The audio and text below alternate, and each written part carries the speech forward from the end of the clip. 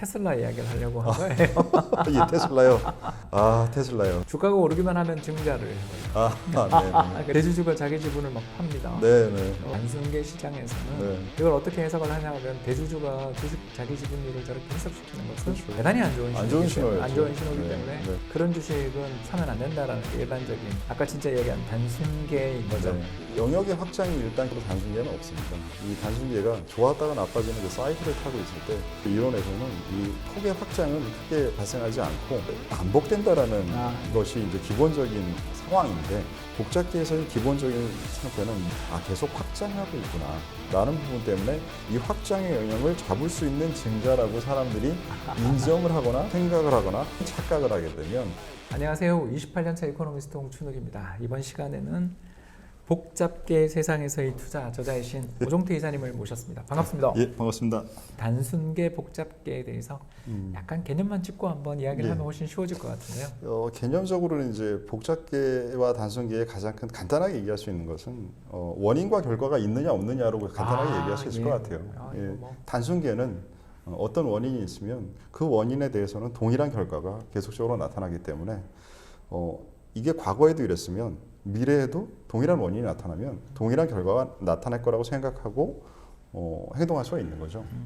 그게 이제 단순계고 복잡계는 동일한 원인이 발생을 했다 하더라도 그 원인이 주변에 어떤 환경이 달라지거나 그것에 해당하는 주요 연결된 사람들의 주체가 바뀐다라고 하면 기존의 방식과 동일하지 않게 되는 거죠. 왜냐하면 환경과 연결되어 있는 요소들이 바뀌어버렸기 때문에. 또 결과가 원인이 되어버리는 거죠. 그렇죠. 네.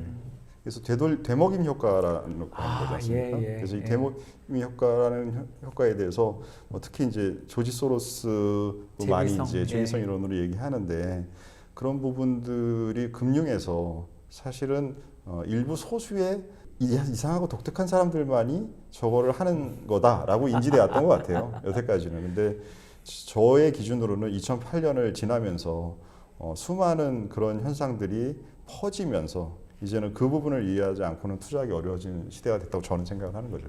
2008년에 무슨 일이 있었기에 이렇게 세상이 변해버렸을까요? 2008년에 이제 서브프라임이라는 게 이제 핵심적인 일이고 그 경제적인 사건에 대한 변수로 설명을 드리면 2008년에 뭐 박사님이 훨씬 전문가이시지만 2차 전쟁이 끝나고 나서 1945년 이후의 방식의 통화 정책은 이제 끝이 난 거죠. 2008년도에 서브프라임을 겪으면서 그 전에 거의 50년 가까이 했던 유동성의 증가에 두세 배 되는 걸 한 해 동안 그냥 올려버렸지 않습니까? 그렇죠. 양적 완화를 했죠. 그것이 제 표현으로는 강처럼 물을 흘러보내다가 이제는 아예 큰 호수를 만들어 버린 것이고 그래서 그 비유가 나왔군요. 네. 그리고 그 큰 호수가 작년에 코로나 사태를 겪으면서 그냥 바다를 만들어 버린 거죠. 그러니까 이제 배 위에서 흐름 속에서 어떻게 하느냐를 타는 사이클의 흐름을 타다가 이제는 그 큰 물 위에서 떠 있는 상태에서 어떻게 살아가야 되느냐라는 식으로 구조가 바뀌었다고 생각합니다. 저는 그 이사님 책을 읽으면서 참 네. 인상적이었던 부분들이 뒷부분에 저는 되게 많았는데 왜냐하면 직접적인 운영에 관련된 이야기들을 그 뒤에서 많이 하시니까 거기서 그 가치 투자의 범위가 축소될 수 있다라는 대목이 나오는 부분이 정말 저는 인상적이었던 게 물론 이제 뭐 앞으로 가치 투자가 또 부활할지도 모르고 워런 버핏의 성과가 다시 언제 그랬냐는 듯이 좋아질지도 모른다라는 것도 또 열어놔야 되는 게 복잡계인 것 같고요. 그럼요. 네, 그렇긴 한데 확실히 우리가 바라보고 있던 전통적인 기업 분석의 툴로는 설명하기 어려운 게 너무 많아진 것 같다는 생각을 하게 되는 것 같아요. 네, 맞습니다. 그 기본적인 우리가 그 투자 이론들도 투자 이론의 베이스에는 경제학 이론이 있잖아요. 그렇죠. 그 경제학 이론이 기존에는 단순계였던 상태의 경제학 이론을 베이스로 투자 이론을 만들면 그 이론 투자 이론 자체도 단순계입니다. 그 부분이 이제 달라지기 시작한 첫 사례를 저는 이제 게임 이론이라고 생각을 하는데요. 게임 이론이 1950년에서 60년 사이에 이제 물리학과 수학을 전공하는 분들의 그분들이 이제 사실은 2차 대전 끝나고 나서 이제 핵무기 만들 수가 없어서 일자리들이 없어지셨잖아요. 그래서 이제 그쪽에 이제 물리학과 수학 하시던 분들이 많이 이제 이 금융업 쪽에 들어오시면서 그 물리학과 수학 중에서 기존의 투자 이론을 단순계를 더 강화시켰던 분들도 있고, 그렇죠. 반대로 그 물리학의 복잡계에 대한 이해를 갖고 계신 분들은 기존의 경제 이론에 더 추가해서 복잡계 부분을 적용할 수 있는 이론들을 만들어내기 시작했는데, 그게 이제 저는 대표적으로 이제 게임 이론의 처음 출발이라고 생각하고, 지금도 현재 가장 유용한 부분은 포트폴리오 이론이겠죠. 네, 그렇죠. 예, 그렇게 생각하고 있습니다. 아, 이게 이제 제가 왜 이 질문을 갑자기 드렸냐 하면 네. 예, 테슬라 이야기를 하려고 한 거예요. 이 테슬라요. 아, 테슬라요. 네. 이게 아마존 키즈라고도 또 저희들이 부르는 예. 스타일들의 주식들이 있거든요. 이게 네. 뭐냐면 네. 주가가 오르기만 하면 증자를 해버려요. 아, 네. 그리고 네. 대주주가 자기 지분을 막 팝니다. 네, 네. 그 우리 전통적인 단순계 시장에서는 네. 이걸 어떻게 해석을 하냐 하면 대주주가 주식 자기 지분율을 저렇게 희석시키는 것은 그렇죠. 대단히 안 좋은 신호기 안 좋은 신호기 네, 때문에 네. 그런 주식은 사면 안 된다라는 게 일반적인 네. 그러니까 아까 진짜 얘기한 단순계인 거죠. 네. 네, 그런데 뭐 예를 들어서 쿠팡만 해도 올해 두 번 증자하더라고요. 네, 네. 이거 증자 규모도 엄청나요. 네. 근데 왜 이렇게 증자를 하고 나면 갑자기 또 막 평가가 좋아지더라고요. 네, 네. 왜 그런가 생각해 보면 네.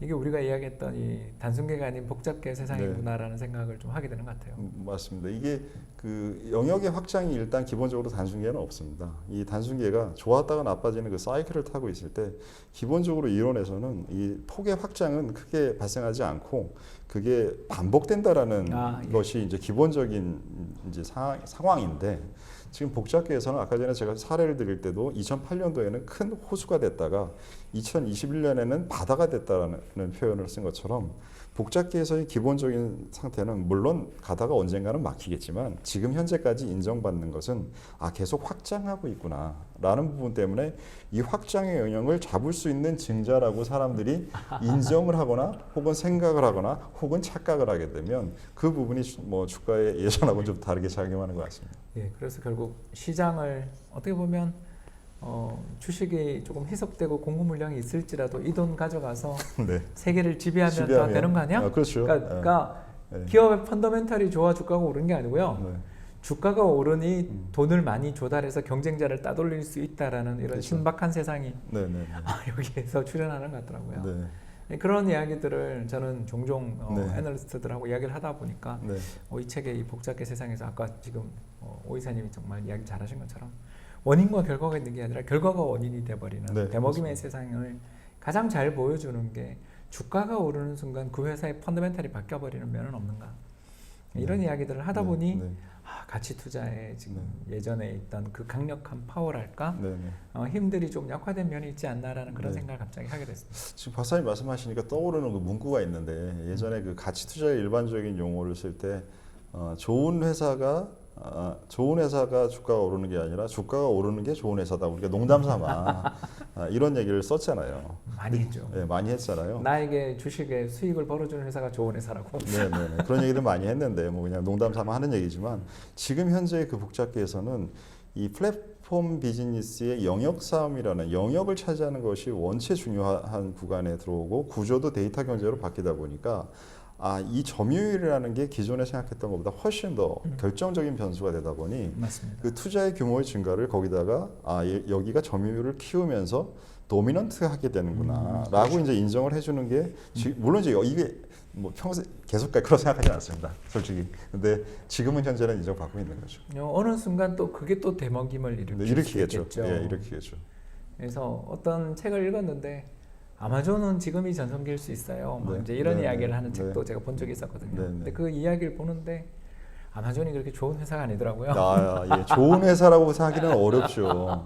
좋은 회사로. 근데 저는 그렇게 생각해요. 아마존이 이제 새로운 영역을 만든 회사지 않습니까? 맞죠. 새로운 영역을 만들면서 좋은 회사, 사람이나 좋은 회사가 될 수 있을까? 저는 그거는 좀 어려울 것 같아요. 예, 보니까 뭐 그 기업 문화가 굉장히 세더군요. 굉장히 공격적이죠. 예, 그리고 이제 베이조스 은퇴했지만 베이조스가 사람을 이렇게 모욕 주는 달인이라고 그러더라고요. 아주 이렇게 마른 수건 짜는 데는 아주 그냥 글로벌 1등 같죠. 예, 앨런 머스크도 뭐 만찬타고. 앨런 머스크는 요번에 그 주식 파는 거 보고 10% 정말 놀랍지 않으세요? 정말 왜 빠지는지 뒤늦게 알았죠, 우리가. 아니, 이 사람이 정말 천재구나 하는 거. 이 주식을 10%를 자기 걸 팔면서 정말 욕을 먹지 않을 수 있는 너무 정황의 만들어 놓고 해서 트위터에다가 그걸 투표를 붙인 거는 저는 이 세계에서 전 세계 시민이 투표한 첫 사례로 이게 남을 수도 있다고 생각해요. 그러고도 팔더라고요. 그러고도 파는 거죠. 그러면 이건 자기 때문에 판 게 아니라 사람들과 정치권 때문에 하게 된 블레이밍을 받을 이유가 없고, 그러고 저는 며칠 전에 두보의 시를 올렸었어요. 그럼 제가 빨리 확인해 보겠습니다. 네, 한번 보세요. 두보의 시를 올렸는데 그 시가 정말 중의적으로 읽힐 수 있는 두보의 시를 올려놨어요. 그래서 저는 그 연결된 행동을 보면서 사마이가 떠올랐어요. 삼국지 최종 끝판왕. 제일 끝판왕이죠. 사마이가 떠올라서 이제 진짜 머스크가 계속 공부하고 있구나. 뭐 천재지 않습니까? 근데 서양 쪽인 부분뿐만이 아니라 이제는 동양까지 공부하고 있구나. 그래서 제가 주장하는 바가 동서양의 지혜가 합쳐져야 된다라는 걸 주장하고 있는데 앨런 머스크도 하고 있는 것 같습니다. 예, 아무래도 서양의 특히 여러 기반들, 철학적 기반들이 결정론적 세계관들이 그렇죠. 이게 뭐 예정이 또 돼 있고 네네네. 여러 가지 인과관계의 룰에 따라 이건 어쩔 수 없고 피할 수 없는. 네네. 그래서 서양에 있는 이런 여러 유럽의 미술관을 가보면 이게 극복할 수 없는 어떤 그런 것에 몰락하는 인간의 어려움 따라서 거기서 맞죠. 이제 절대자를 찾게 되고 또 그렇죠. 막스 같은 경우는 혁명을 찾은 거 아니겠습니까? 그렇죠. 그런 것들에 비해서 상당히 동양적 세계관들은 네네. 특히 인도 쪽 그런 것들을 보면 윤회 이런 것들을 생각해 보면 네. 카르마 뭐 이런 이야기들을 하다 보면 이쪽이 확실히 순환적이면서 또 더 나가서 원인과 결과가 그렇게 명확하게 구분되지 않을 수 있다는 생각을 하게 되는데 그런 부분에서 또 제가 재밌게 읽었던 게 175쪽인데 이제 경기 사이클 현상 자체가 옛날이랑 이제 점점 달라지는 세계로 가는 거 아닌가. 그 말씀이 저 같은 이코노미스트 입장에서는 이제 밥줄 끊기는 소리인데. 네네네. 죄송합니다. 아니요, 그렇지만 독자들한테 좀 한번 이야기해 주시면 좋을 것 같습니다. 그렇죠. 이게 사이클이라는 게 아까 잠깐 말씀드린 정해진 부분의 밴드 안에서 움직일 때 그때의 그 사이클을 잘 판단을 할 수 있는 세상이었는데 그게 이제 없지는 않죠. 제가 최근에 이제 데이터를 한번 확인해 보니까 1999년에서 2000년 사이에 그때 일어났던 그 IT의 혁명이 지금 이제 현실화되어 있는 상태잖아요. 그렇죠. 근데 99년도에서 2000년에 IT 버블이 한창일 때 그 올드 제조업의 시가총액 비중이 한 5% 정도 됐었어요, 전체. 그리고 IT 업체들의 시가총액은 커지면서 한 13, 14% 정도까지 상승했었던 게 버블 때의 상황이고요. 맞습니다. 지금 현재는 IT 업체들의 시가총액이 32%입니다. 지금 미국에서. 그래서 32%인데 제조업체들은 지금 5%예요. 그대로네요. 네, 그대로예요. 네, 지금 그때까지 온 상황이거든요. 그래서 지금 이 비율의 변동이 이 업에 지금 그 사이클의 영향을 받고 사이클의 핵심적인 부분이 어떤 위치를 차지하는가를 보여주는 거라서 상대적으로 절대적으로 5%라는 수치는 같지만 제조업에 영향을 받지 않는 업체들의 비율과 비교한 상대 비율은 굉장히 떨어진 거거든요. 굉장히 떨어진 거죠. 네. 그러면서 중요성이 없어진 거지 그 5%가 없어진 건 아니거든요. 앞으로도 있겠죠. 예, 당연히. 근데 그게 이전에는 도미넌트한 업종 비중을 차지하다가 시장에서 지금은 그러기는 이제 어려워진 상황인 게 그 세상이 변동된 게 기본적으로 데이터 비즈니스가 아닌 제조업 비즈니스는 재고라는 부분을 발생할 수밖에 없습니다. 그렇죠. 그래서 이 재고라는 부분을 잘 관리하고 그 재고에 따른 설비 투자를 시점에 맞게 진행하고 하는 것들 사이에 시간과 갭에 있는 부분들을 그 요인으로 인해서 발생하는 사이클이 발생을 하는 건데 지금은 최근에 공급망 이슈로 문제가 크게 되고 있긴 하지만 온타임 프로덕트라는 게 최근의 문제지만 그게 몇십 년 동안 굉장히 빨라지면서 이러한 생산 방식에 있어서나 재고를 관리하는 방식에 있어서나 수요자의 니즈를 데이터로 빨리 파악할 수 있는 모든 방법이 있어서 그 갭들이 계속 없어지면서 전체적으로 사이클 현상이 제로가 되는 건 아니지만 전체보다 비중이 떨어져서 그 경제를 사이클로 해석하는 것 자체에 기본적인 필요성이 떨어진 게 핵심인 것 같습니다. 특히 2020년이 그걸 잘 보여준 것 같아요. 예, 코로나 쇼크로 인해서 뭐 작년 세계 경제 성장률이 마이너스 2%인가 그랬었는데 그게 올해 세계 경제 성장률이 5.9%라고 이야기가 나오는데 아니 그렇게 경제가 그렇게 충격을 받았는데 한 방에 이렇게 회복이라는 게 가능하다는 것도 정말 놀랍고 뭐 내년 성장률 전망도 4.9% 정도. 굉장히 낙관적인 전망들이 나오게 되는 이유가 뭔가 이렇게 생각해 보면 네. 경제가 굉장히 유연해졌다라는 유연해진 것을 느끼게 네. 되는 것 같고 네. 지금 뭐 요소수 파동 나오지만 사실 또 네. 최근에 얘기를 들어보니까 인도가 벌써 선점을 했네, 네. 일본에서 가져오네 그러면서 마진이 확보된다 싶은 순간 그러게요. 차질들은 생각보다 그러니까 가격을 쳐줘야 해서 문제인 거지. 네. 어떤 수요가 확보돼 있고 마진이 확보돼 있다라는 것을 알게 되는 순간 네. 이 공급망이 굉장히 유연해졌다라는 걸 그쵸. 느끼게 되는 것 같아요. 기존에 우리가 7, 80년대 중후장대형 산업을 얘기할 때 그때 일반적으로 생각하던 설비 투자 사이클과 저희가 90년대에 IT 산업이 성장하면서 IT 산업은 중후장대형 산업들보다 설비 투자를 준비하는데 시간이 이렇게 짧게 걸려 하고 놀랐던 적이 사실은 있어요. 맞습니다. 그리고 나서 지금 그 부분이 다시 최근에 데이터랑 연결된 부분이 설비 투자도 더 효율화시키면서 이제는 더 짧아진 거죠.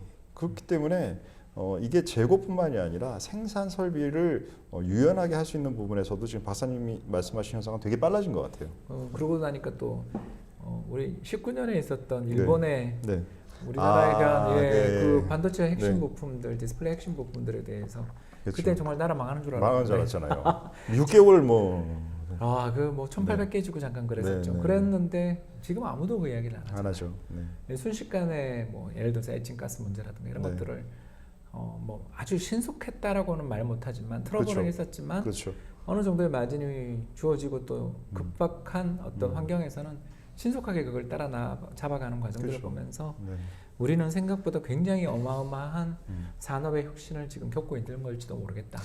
저는 이제 그 생각을 해요. 이게 지금 기존에는 지식을 베이스한 것도 따라하기가 굉장히 어려웠었는데 무슨 말인지 알겠어요. 지금은 지식이라는 게 일반적으로 우리가 지금 뭐 사실 유튜브나 이런 컨텐츠도 사실 뭐 박사님이나 저나 10년 전에 정말 업계에서만 할 수 있는 그러한 그렇죠. 토론들이 맞습니다. 지금은 그냥 아무 데서나 지금 이렇게 벌어지는 거잖아요. 그러니까 지식의 차별성은 없다고요.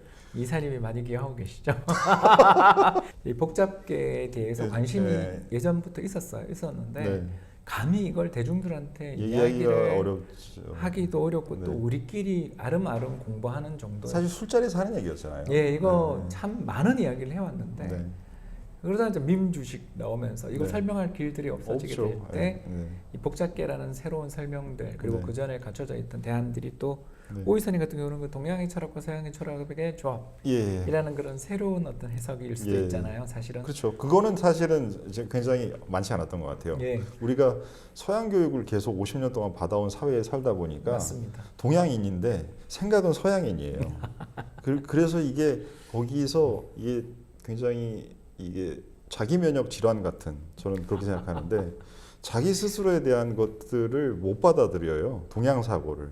근데 지금은 서양 사람들이 서양에서 양자 물리학이나 생태학을 하면서 동양 사고를 서양의 메인 세력들이 넣기 시작하는데 근데 저희는 그게 우리의 DNA에 들어 있는데 그게 이상한 거예요, 스스로. 지금 그 상태 같습니다. 이제 잠깐 투자로 화제를 좀 돌려가지고요.